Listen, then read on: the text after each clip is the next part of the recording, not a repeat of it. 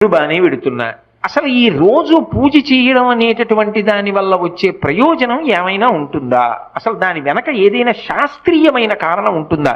విదురుడు ఎందుకు చెప్పాడు అసలు దైవానికి నమస్కారం చేయమని? నేను మీకు ఒక్క మాట చెప్తా, బాగా గుర్తుపెట్టుకోండి. ఎవరు పూజ చేస్తున్నాడో వాడు లోకము చేత పూజింపబడతాడు. నేనన్న మాట బాగా పట్టుకున్నారా?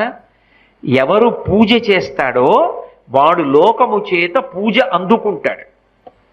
అదేమిటండి మీరన్న మాట మాకు బాగా అర్థం కాలేదు, మీరు ఏదో అన్నారు బాగుండదని అన్నాను అంతే అంటారా? మీకు వివరణ చేసే ప్రయత్నం చేస్తా. పూజ అంటే ఏమిటి? పొద్దున్నే దేవుడి దగ్గరికి వెళ్ళో దీపం పెడుతున్నా, ఎందుకు? ఎవరు భగవంతుడు?